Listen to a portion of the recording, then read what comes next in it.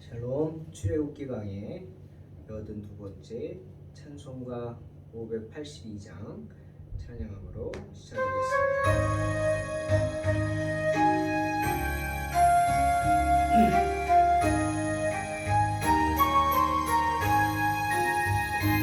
어둠 밤 마음에 잠겨 역사의 어둠 짙었을 때에 계명성 동쪽에 밝아 이 나라 여명이 왔다. 고요한 아침의 나라 빛 속에 새롭다. 이 빛 삶 속에 얽혀 이 땅에 생명탄 놓아간다.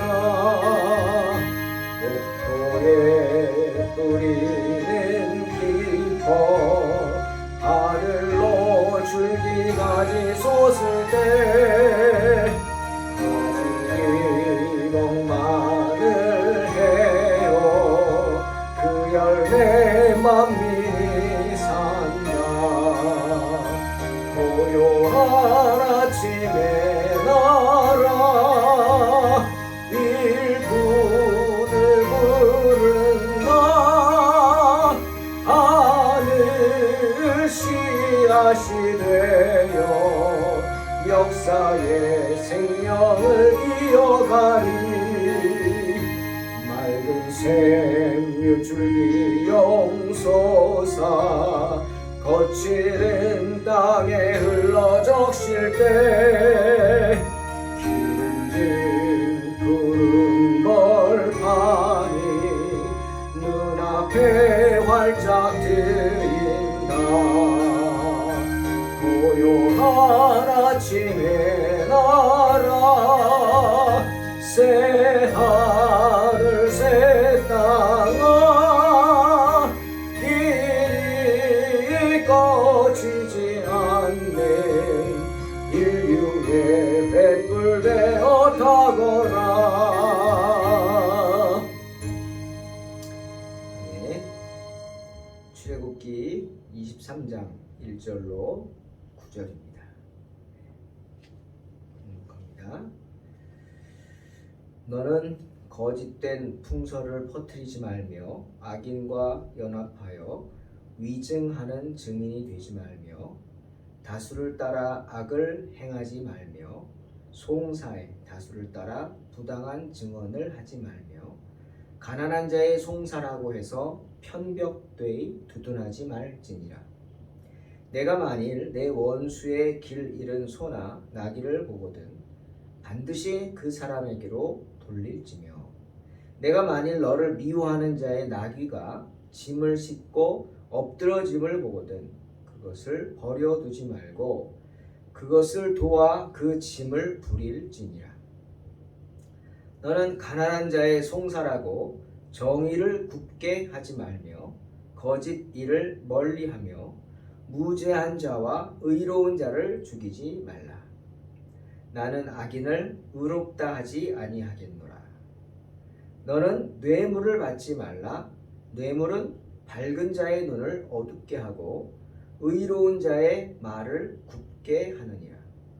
너는 이방 나그네를 압제하지 말라.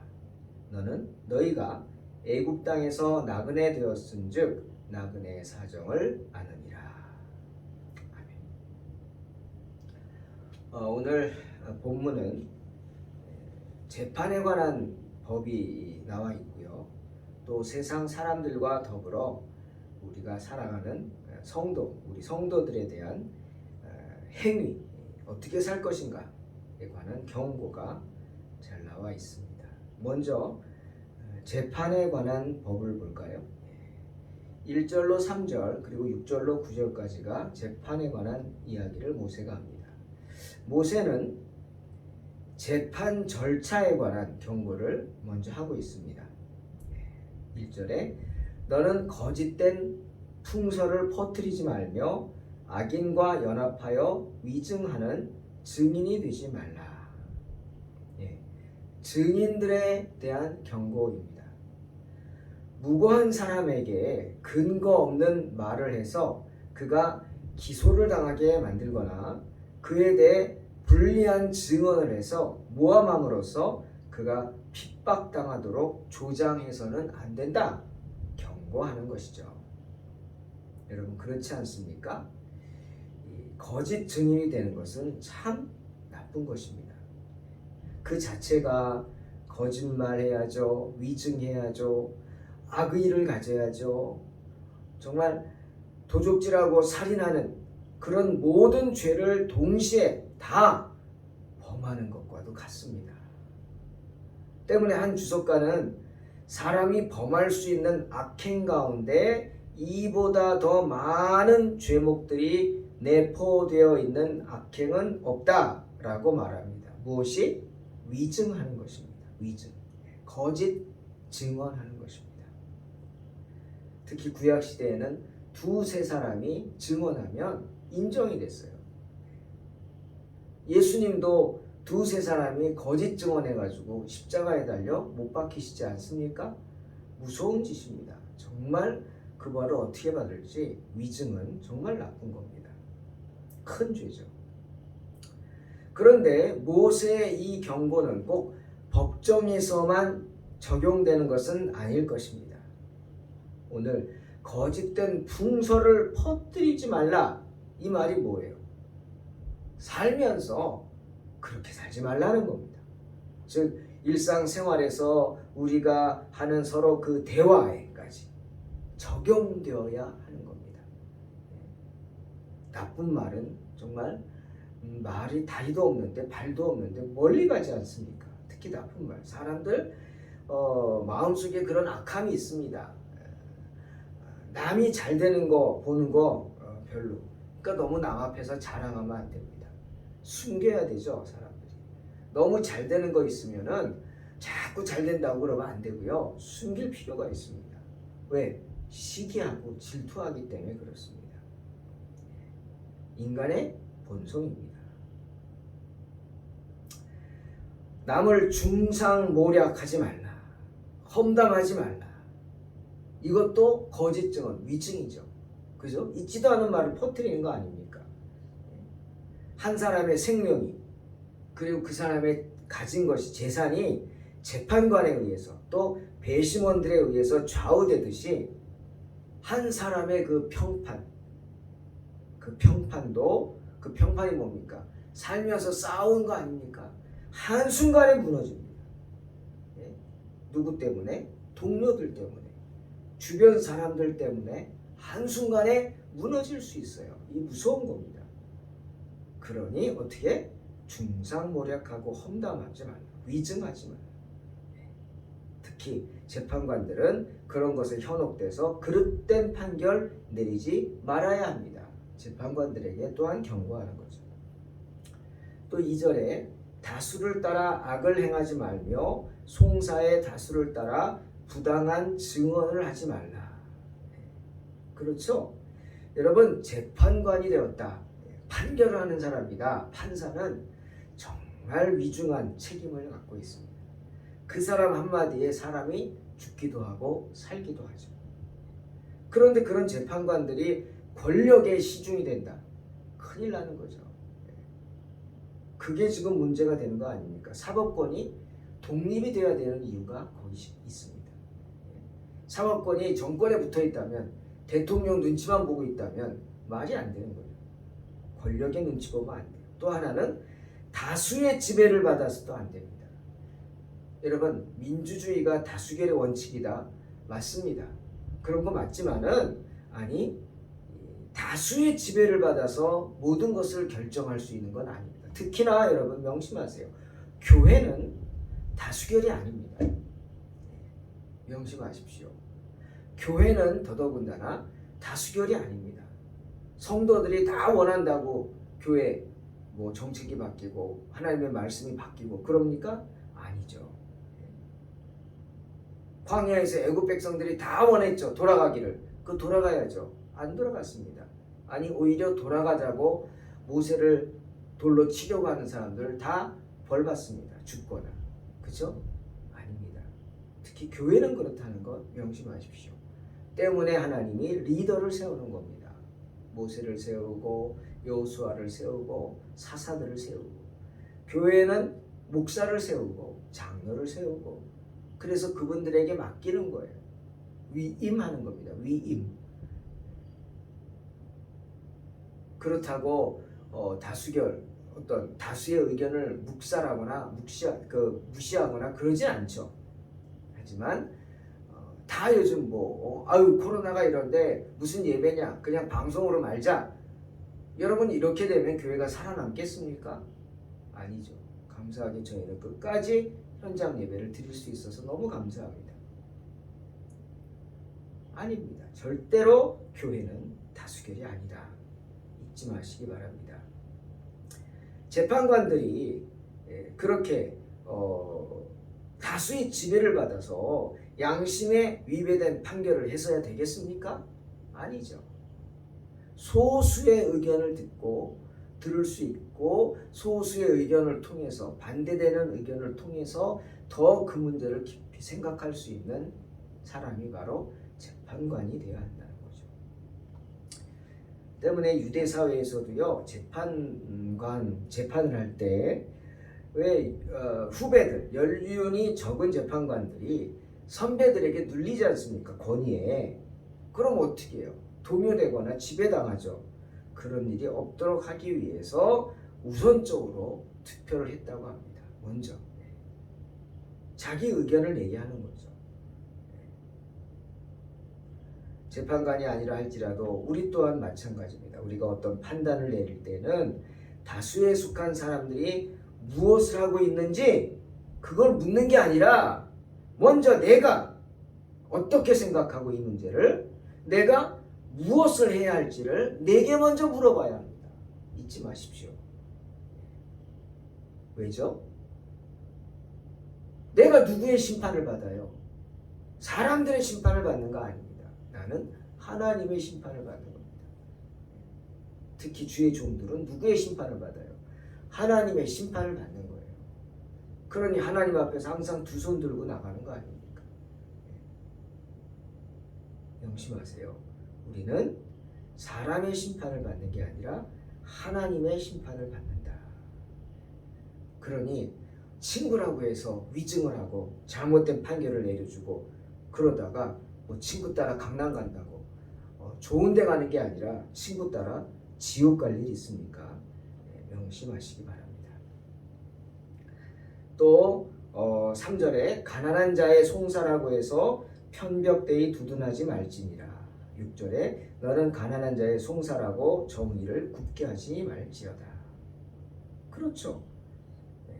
가난한 사람을 송사할 때는 가난하다고 그 편에 서겠다고 송사를 굽게 해서는 안 됩니다.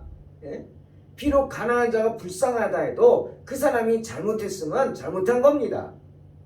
거꾸로 가난하다고 해서 무시해서도 안 됩니다. 있는 자의 편을 들어도 안 되는 거예요. 어쨌거나 그릇된 판결을 하지 않도록 하라 말씀하십니다. 그 다음 세 번째로 7절에 거짓된 일을 멀리하며 무죄한 자와 의로운 자를 죽이지 말라. 나는 악인을 의롭다 하지 아니하겠노라. 너는 뇌물을 받지 말라. 뇌물은 밝은 자의 눈을 어둡게 하고 의로운 자의 말을 굳게 하느니라. 그렇죠. 재판관들은 항상 영안을 뜰 수 있어야 합니다. 저와 여러분도 항상 영안이 열려 있어야 돼요.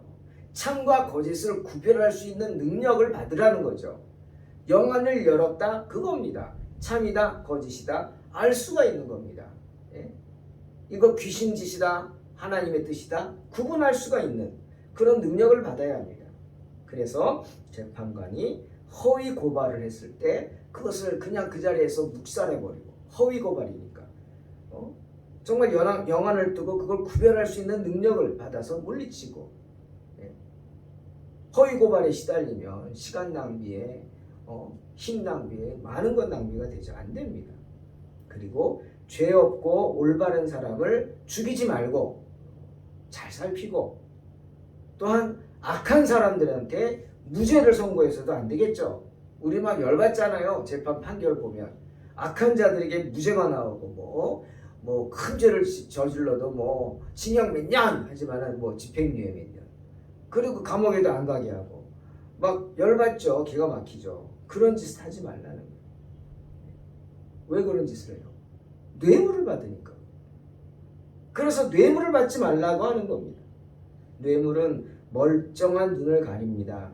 사람의 눈을 그래서 멀게 하고 올바른 사람들의 소송을 뒤엎어버립니다.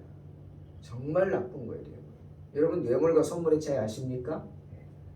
감사한 마음으로 드리는 건 선물이에요. 하지만 어떤 목적을 가지고 주는 것은 선물이 아니라 뇌물이에요. 비록 이거 선물이에요 할지라도 그 선물에 목적이 있어요. 우리 아들 잘 봐주세요. 우리 딸 잘 봐주세요. 나 좀 잘 봐주세요. 뭐 이러면 그건 선물이 아니라 뇌물이 되는 거예요.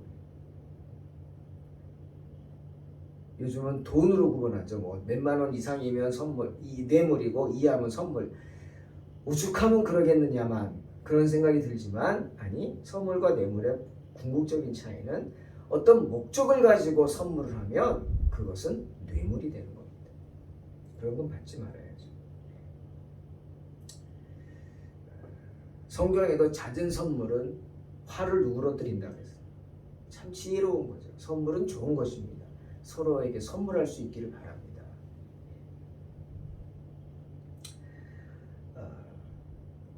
주님도 그랬잖아요. 주는 것이 받는 것보다 복이 있다.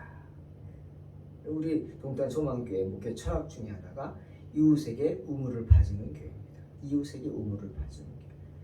저는 항상 생각합니다. 샘솟는 거라고. 물은 샘솟아야 됩니다.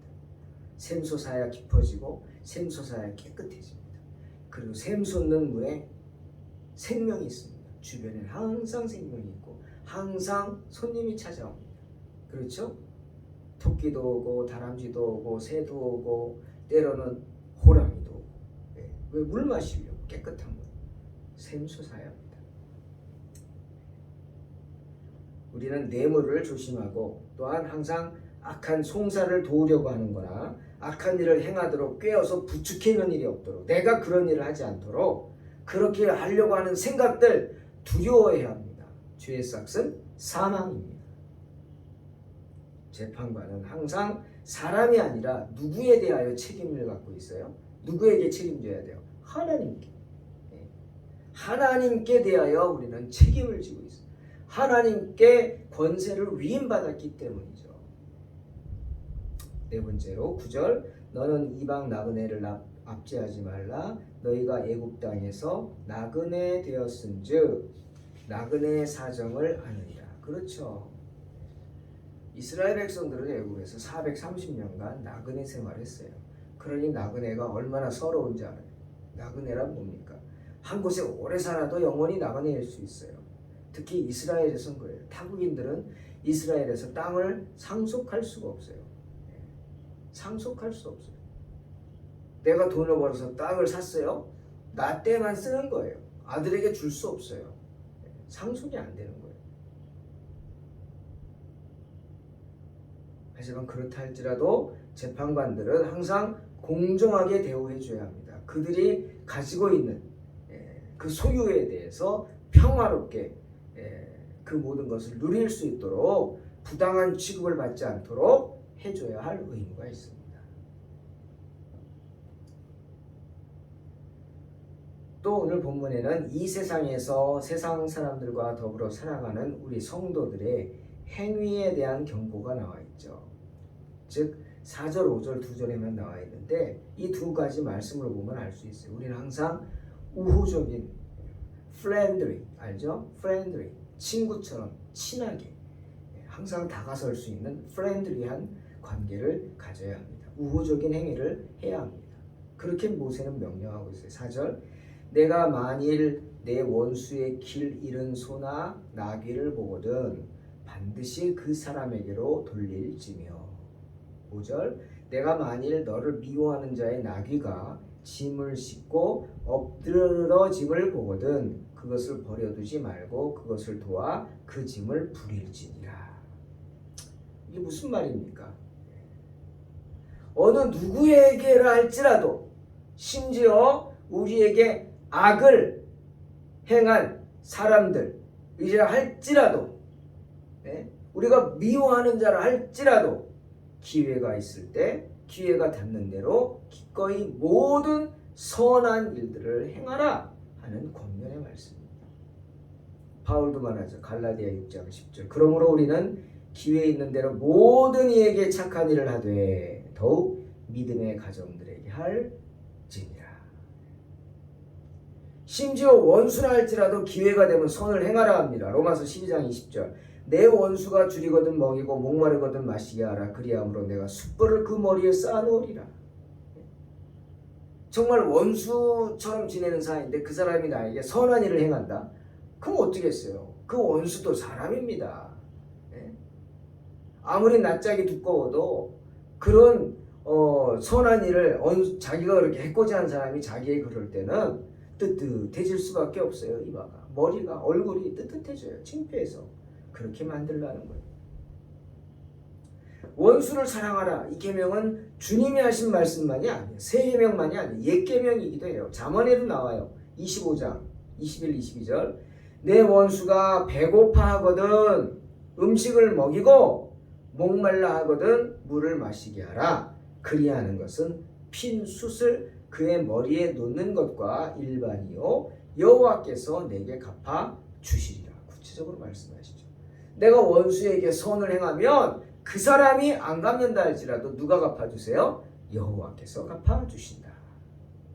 자, 이런 짧은 말씀이었지만 4절 5절 이 원수의 소유지만 손한 아기가 길을 잃은 걸 보면 그냥 놔두면 안 돼요. 왜? 그러다가 죽거든요. 비록 원수라 해도 그 사람에게 돌려줘야 돼. 찾을 수 있도록 도와줘야 돼. 그리고 원수의 나귀가 무거운 짐을 싣고 가다가 퍼졌어요. 진짜 자동차 퍼지듯이 무게에 눌려서 쓰러졌어요. 그냥 놔두면 죽습니다. 그걸 버려두지 말고 빨리 가서 일으켜 세우고 짐을 덜어줘야죠. 짐을 덜어줘야 합니다.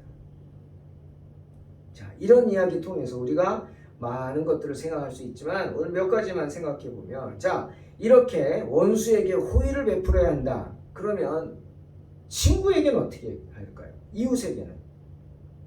원수에게는 호의를 베푸는데 친구와 이웃은 말해 뭐 하겠습니까? 더욱 많은 호의를 베풀면서 살아야 합니다.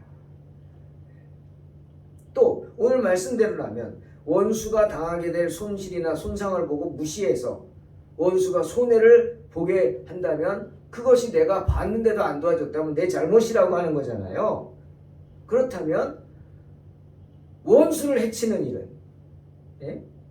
원수의 소유를 손상시키는 일은 얼마나 잘못된 것일까? 우리는 힘들지만 그 말씀을 꼭 기억해야 합니다. 원수 갚는 것은 누구에게 있어요? 나에게 있는 게 아니고 내게 있습니다. 하나님께 있다. 하나님이 갚아주시리라. 아멘. 자, 이웃의 가축이 길을 잃고 헤매는 것을 보았을 때 그 가축을 이끌어 이웃에게 되돌려 주어야 한다. 여러분, 가축이 잘못되는 것도 주님은 살피십니다. 한낱 미물인 짐승의 목숨도 귀하게 여기십니다. 하물며 사람이, 이웃이 길을 잃고 헤매다 죽어가는 것을 보고 하나님의 마음이 얼마나 아프시겠어요.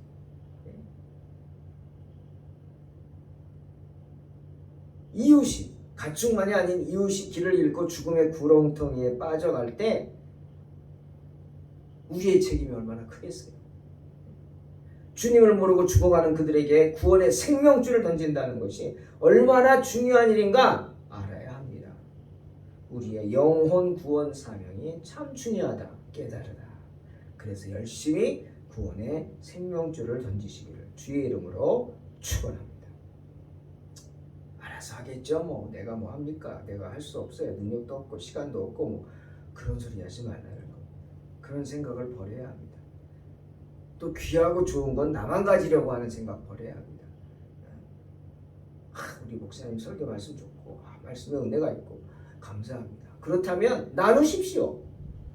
나만 아껴놓고 들으려고 하지 말고 많은 사람에게 듣게 하십시오.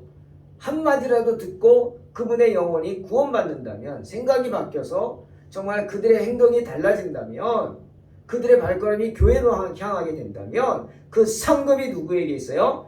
여러분에게 있을 줄로 믿습니다. 야고보 5장에서 야고보가 말하죠. 19, 20절 내 형제들아 너희 중에 미혹되어 진리를 떠난 자를 누가 돌아서게 하면 너희가 알 것은 죄인을 미혹된 길에서 돌아서게 하는 자가 그의 영혼을 사망에서 구원할 것이며 허다한 죄를 덮을 것입니다. 무슨 말입니까? 사랑하는 성도 여러분, 우리가 죽어가는 한 영혼에게 생명줄을 던져서 그 영혼을 구원한다면 주님께서 그 상급으로 여러분에게 주십니다. 여러분의 죄를 다 용서하십니다. 그 죄가 어떠하다 할지라도 그 허다한 죄를 다 덮어주신다고 약속하십니다. 아멘. 축복이죠. 받으십시오. 마지막으로 우리는 선한 마음을 품고 살아야 합니다. 또 말합니다. 어미의 젖으로 염소 새끼를 삼지 마십시오. 악하게 살지 마시기 바랍니다.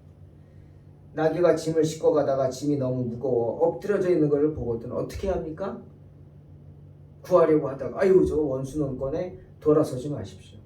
누구든지 죽어가는 나귀를 보고 지나치지 마십시오. 안 됩니다. 그 나귀를 버려두지 말고 나귀를 도와주십시오. 그 짐을 부릴지니라. 도와주어야 합니다. 왜죠? 말 못하는 짐승이 무슨 죄가 있습니까? 생명을 귀히 여기고 도와주는 사람들이 되어야 합니다. 짐승도 그럴진데 두려움에 떨며 어려움에 처한 사람을 보면 어떻게 해야겠습니까? 도와주어야죠. 그래서 강건케 해야 합니다. 사랑하는 성도 여러분, 마태복음 5장 9절에서 화평케 하는 자는 복이 있나니 그들이 하나님의 아들이라 일컬음을 받을 것이라 말씀하셨습니다. 야고보서 3장 18절 화평하게 하는 자들은 화평으로 심어 의의 열매를 거두느니라 말씀하셨습니다. 어떻게 해야 화평케 하는 자가 됩니까? 어떻게 해야 트러블 메이커가 아니라 피스 메이커가 되겠습니까? 바로 이처럼 언제나 이웃을 향해 선한 마음을 품고 구원의 생명줄을 던져야 합니다. 그렇게 죽어가는 영혼에게 구원의 생명줄을 던지는 복된 성도들이 되시기를 주의 이름으로 축원합니다. 기도하겠습니다. 하나님 감사합니다. 착하게 살게 도와주시옵소서. 선한 마음 품고 악하게 살지 말고 뇌물 받지 말고 세상 사람들의 말에 시달리지 말고 주눅들지 말고 언제나 당당하게 주님 바라보고 주님 뜻에 순종해서 주의 말씀에 순종해서 선한 일에 힘쓰며 죽어가는 영혼들에게 생명줄을 던지는 복된 성도들 되게 도와주시옵소서. 예수님의 이름으로 기도하옵나이다. 아멘. 믿음으로 순종하시옵소서.